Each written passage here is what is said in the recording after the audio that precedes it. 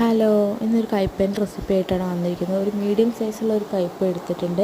അതിനെ ഇങ്ങനെ സ്ലൈസായിട്ട് അരിഞ്ഞതിന് ശേഷം പിന്നെ നമുക്കതിലേക്ക് ആവശ്യമായ ഒരു ഉള്ളി, 2 പച്ചമുളകൊക്കെ അരിഞ്ഞെടുക്കുക.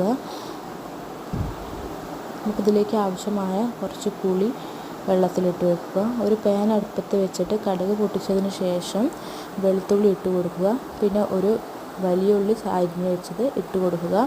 കുറച്ച് ഉപ്പിട്ട് നല്ലോണം വഴറ്റി കൊടുത്തതിന് ശേഷം പച്ചമുളക് 2 പച്ചമുളകാണ് എടുത്തിട്ടുള്ളത്. ആ പച്ചമുളക് ഇട്ടിട്ട് നന്നായി വഴറ്റുക. അതിലേക്ക് നമ്മുടെ ഈ കയ്പ്പ ഇട്ട് കൊടുക്കുക. കയ്പ്പ ഇട്ട് കൊടുത്തതിന് ശേഷം നന്നായി വഴറ്റുക. എന്നിട്ട് നമുക്കതിലേക്ക് ആവശ്യമായ മസാലപ്പൊടികൾ ഇട്ട് കൊടുക്കുക കേട്ടോ. നന്നായി വഴറ്റിയതിന് ശേഷം മഞ്ഞൾപ്പൊടി, മുളക് പൊടി ഇട്ട് കൊടുത്തിട്ട് നന്നായി വഴറ്റുക. പുളിവെള്ളം ഒഴിച്ച് കൊടുക്കുക.